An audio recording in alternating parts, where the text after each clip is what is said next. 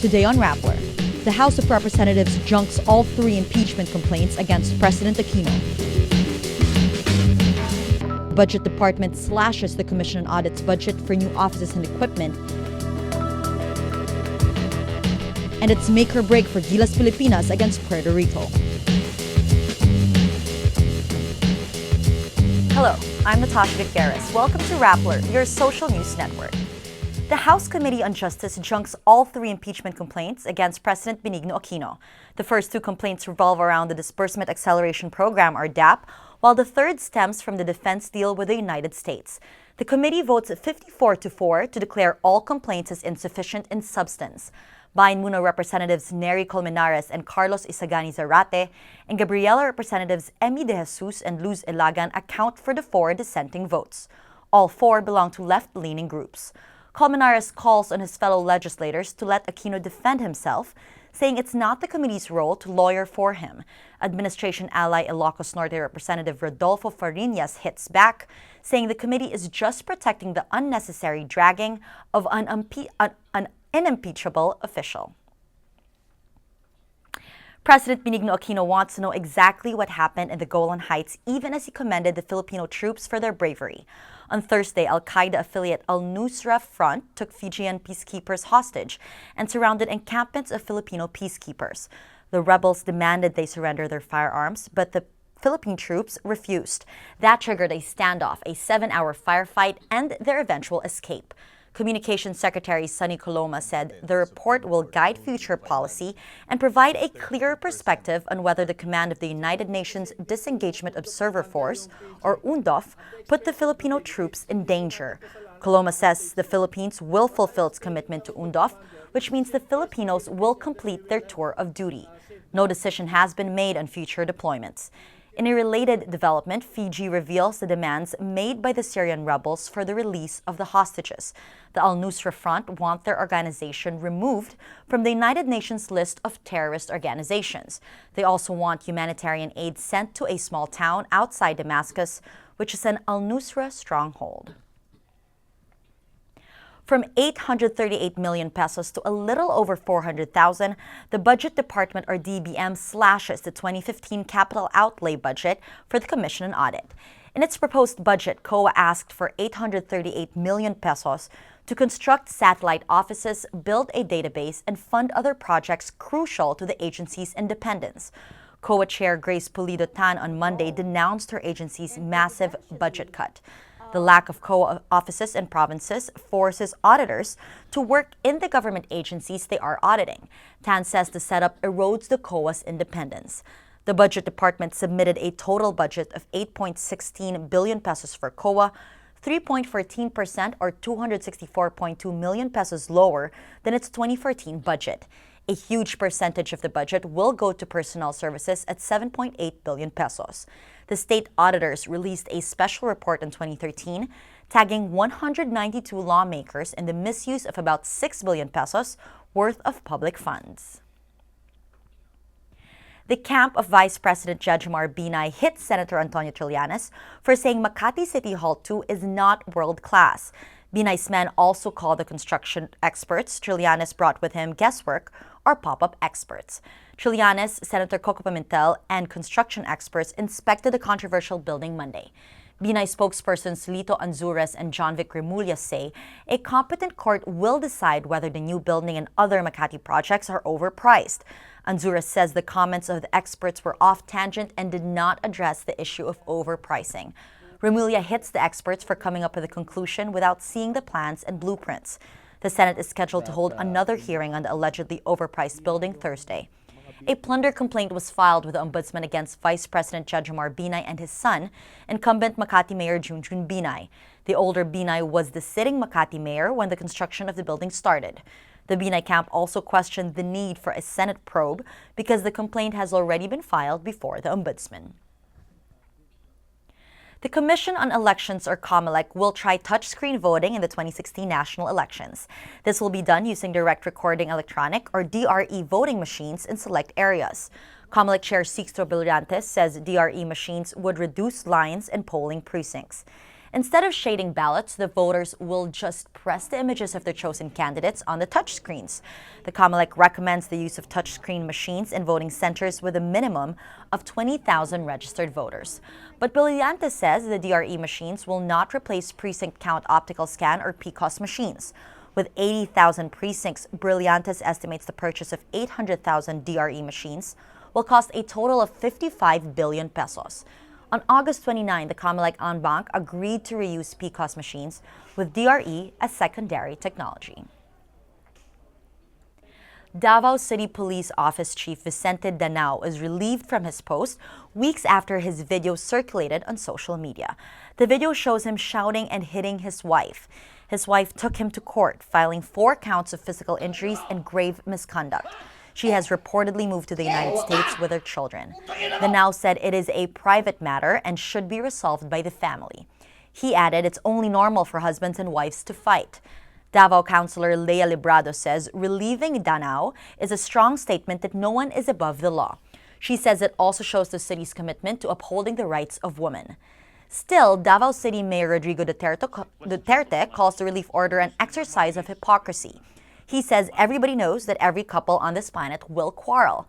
Duterte wants Danao, his personal choice for the position, reinstated as police chief. 3 U.S. citizens held in North Korea plead for help in securing their release. In an interview with CNN, American detainees Kenneth Bay, Jeffrey Fowl, and Matthew Miller say they're treated well but still hope for their immediate release. Bay says he's been working 8 hours a day, 6 days a week at a labor camp but treated as humanely as possible. Bay's family fear he is being used as a bargaining chip by North Korea. Robert King, the U.S. Special Envoy for North Korean human rights issues, tried to visit the North to secure Bay's release twice, but Pyongyang canceled the visits at the last minute.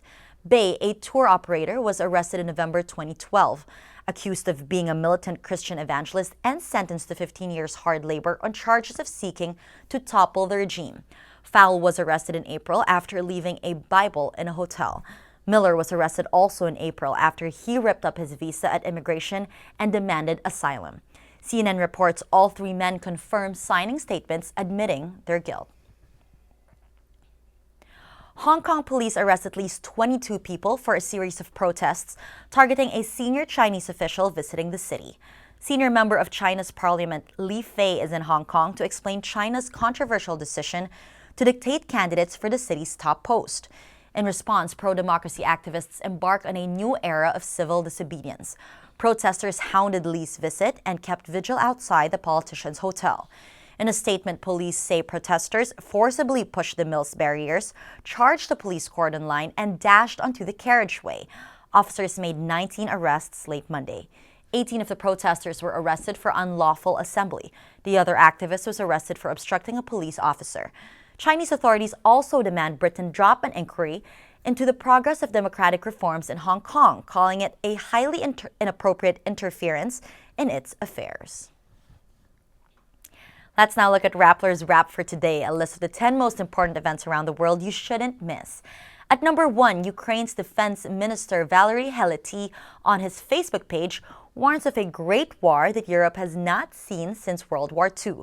This comes after Ukrainian forces surrendered an eastern airport to pro-Russian insurgents Monday. Helety vows to immediately mount defenses against Russia, which is trying not only to secure positions held by terrorists before, but to advance in other territories of Ukraine. And at number 8, Indonesian official Ratu Atutsusia, the country's first woman governor, goes to prison for 4 years for bribing a top judge over an election dispute. She was arrested in 2013 for bribing former Constitutional Court Justice Akhil Mokhtar to nullify a local election result. Ratu's family dominates wealthy Banten province and the main island of Java, controlling 5 of its 8 districts. It is one of several local political dynasties that flourished since the 1998 downfall of dictator Suharto. For the full top 10, visit Rappler.com's The Wrap. Apple and the FBI probe the security of online data storage iCloud as hackers posted intimate pictures of dozens of celebrities across the internet.